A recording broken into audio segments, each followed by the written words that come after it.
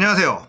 딱딱하고 재미없는 뉴스를 쉽고 재밌게 꼭꼭 씹어드리는 시사건건 홀스형입니다. 자, 이번에 다룰 이야기는 김어준 총수의 총알을 아껴라 이야기입니다. 자, 오늘 이야기 시작하기 전에 좀 자화자찬부터 하면서 시작을 할게요. 어제 다스베이더를 봤어요. 김어준 총수가 윤석열 총장의 이 정직 2개월이 너무 좋은 수였다라는 이야기를 했습니다. 제가 며칠 전에 올렸던 영상, 제가 주장했었던 것과 거의 똑같은 생각을 하고 있더라고요. 그러니까 제가 깜짝 놀랐죠. 오! 내 생각과 김어준의 생각이 이렇게 비슷하다고? 야, 기분이 좋아졌어요. 왜 기분이 좋아졌겠어요? 김어준이라는 사람이 가지고 있는 통찰력은 사실 따라가기 굉장히 어렵습니다. 그가 대한민국에 끼친 영향력을 생각한다면 기분이 좋을 수 있겠죠. 윤석열에게 정직 2개월이라는 징계는 정말 이러지도 못하고 저러지도 못하는 징계이다. 가장 중요한 포인트는 바로 효력정지 가처분 신청을 법원에 냈을 때 이 신청이 인용되지 않을 확률이 너무 높다. 왜냐하면 정직 2개월밖에 되지 않기 때문에. 조금만 긴 징계였거나 해임이거나 면직 같은 징계였다면 이 효력정지 가처분 신청이 인용됐을 수도 있어요. 자, 지금 사법부도 우리가 100% 신뢰할 수 있는 상황은 아니잖아요. 이런 상황에서 정직 2개월의 징계는 정말 신의 한 수가 될 수밖에 없다라는 것. 저도 그렇게 생각을 했거든요. 물론 저는 아예 소송을 하지 않을 것이다 라고 생각을 했었는데 그거는 아니었어요. 하지만 이 정직 2개월이라는 애매한 징계 수위가 결국 스텝을 꼬이게 만들었다라는 거죠. 뭔가 중징계를 예상하고 있었을 거예요. 그렇게 해서 내가 제대로 수사를 하려고 하는 정부에게 탄압받고 핍박받는 어떤 투사의 이미지를 만들고 싶었을 텐데 정직 2개월로는 이 투사의 이미지가 안 나와요. 게다가 추미애 장관까지 사의 표명을 했으니 스텝이 완전히 엉클어져 버렸죠. 언론과 검찰과 국민의 집 입장에서는 십자포화를 때릴 준비를 하고 있었을 겁니다. 총알을 다 장전해 놓고 그래 해임 나와라 하고 있었을 텐데 정직 2개월? 이게 뭐야? 공격하기가 너무 애매해. 그래서 주춤주춤 하고 있는 거죠. 제가 이 정직 2개월은 신의 한 수다. 윤석열과 그 일당들은 완전히 멘붕이 왔을 것이다. 라는 주장을 했는데 저의 주장과 김어준 총수의 생각이 거의 같았다. 그래서 기분이 좋았다. 스스로 한번 자화자찬 해봤습니다. 자, 김어준에 대한 이야기를 좀 해볼 거예요. 요즘 들어 김어준 총수가 총알을 아껴라. 이런 이야기를 많이 합니다. 김어준이라는 사람이 어떤 사람인지 이야기하는 건 우리 구독자들한테는 사실 중복이죠. 시간 낭비니 생략할게요. 총알을 아끼라는 말을 자주 하고 있습니다. 타겟을 분산시키지 마라. 자, 이 이야기를 들으면서 저는 또 이런 생각을 하게 됐어요. 김어준 총수가 하는 이야기, 저 총알을 아껴라 라고 하는 이야기를 제가 직관적으로 알고 있거나 그렇게 여러분들한테 이야기해야 된다 라고 느끼고 있지는 못했었어요.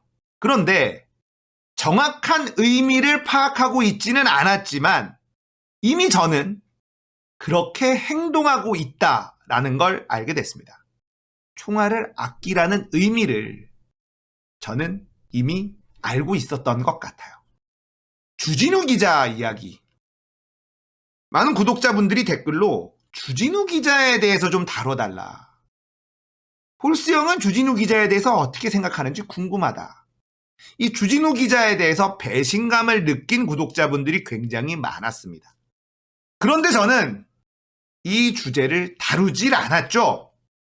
자, 유튜브 채널을 운영을 하다 보면요. 조회수가 많이 나오는 아이템이 눈에 보여요. 그리고 이 아이템을 다루는 게 맞겠죠. 이렇게 조회수가 많이 나오는 아이템을 다루고 싶은 유혹에 언제나 빠지게 됩니다.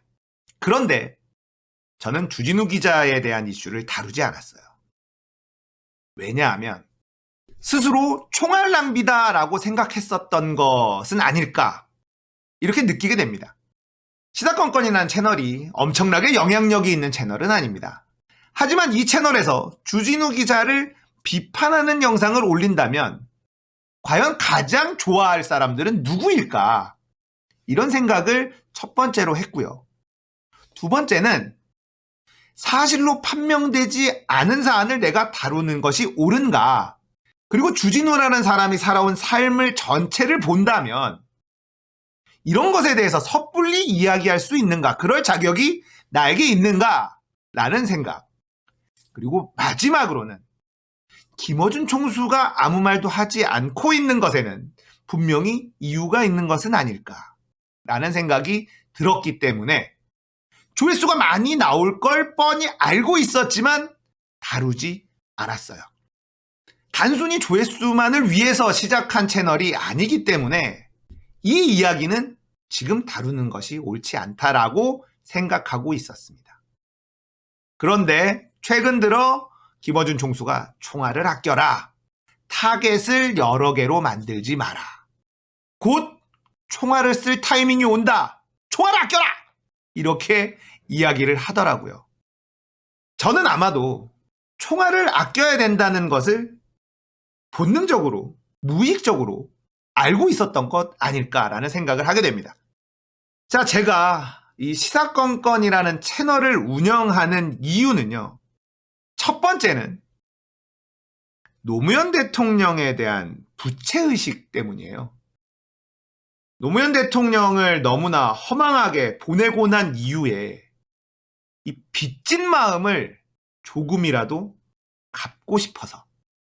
두 번째는 그런 마음을 가지고 있는 사람들과 함께 공감대를 형성하면서 우리끼리 서로 위로받기도 하고 용기를 주기도 하고 이런 일을 하고 싶어서. 그리고 지금 일어나고 있는 이 상식이 통하지 않는 일들에 화가 나서 뭐 이 정도라고 볼 수 있어요. 구독자가 많아지고 조회수가 많아지고 이런 것들도 좋죠. 그런데 단순히 그런 것만으로 운영하는 것은 아니었기 때문에 주진우 기자에 대한 이슈는 아예 다루질 않았습니다. 문재인 정부에 대한 비판도 사실 거의 다루지 않죠. 문재인 정부가 완벽한 정부일까요? 그렇진 않아요. 부족한 부분도 있고 정책적으로 잘못하고 있는 것도 분명히 있습니다. 하지만 이 채널에서는 굳이 다루지 않아요. 그런 것에 대해서는 충분히 비판하고 있는 데들이 많기 때문이에요. 그리고 거기다가 거짓 정보까지 얹어서 부풀려서 비판하고 있잖아요. 그런데 제가 왜 그들이 좋아할 일을 해야 됩니까? 그래서 다루지 않는 겁니다. 자, 김어준 총수의 총알을 아껴라 라는 이야기, 저는 이렇게 해석이 돼요.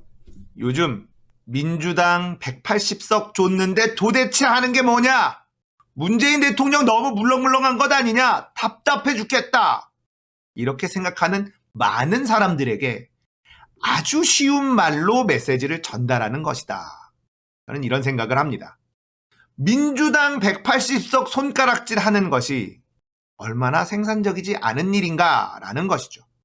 거기다가 주진우 기자에 대한 비판을 하고 우리끼리 싸우는 모습을 보여주는 것이 얼마나 손해보는 장사인가.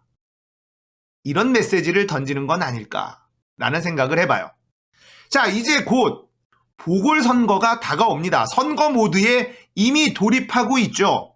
여당과 야당, 이제 후보군들이 꿈틀꿈틀 움직이고 있어요. 이제 12월이 지나가고 1월이 되면 본격적인 선거 모드에 돌입하게 될 겁니다. 자, 이번 선거는 국민의 짐에게는 너무너무 중요한 선거예요. 이 선거에 참패하게 되면요, 이젠 다음 대선, 다음 총선까지 아예 희망이 사라져버립니다. 그래서 어떻게 해서든 이번 보궐선거를 이기려고 할 겁니다. 자, 국민의 짐이 이번 보궐선거를 이겨야 되는 절대적인 이유가 있는데 여기에 목말라 있는 세력들은 또 누가 있을까요? 바로 언론과 검찰. 언론, 검찰, 국민의 짐. 이 삼위일체는요, 이제 발버둥을 칠 수밖에 없는 그런 시간이 오고 있거든요. 자, 선거 국면이 다가오면 올수록 이들의 발버둥은 심해질 것이고 되도 않는 공작들도 감행할 수도 있어요. 위기의식을 느낀 검찰과 언론, 국민의 짐은 무슨 짓을 할지 모르는 상황이 온다는 겁니다.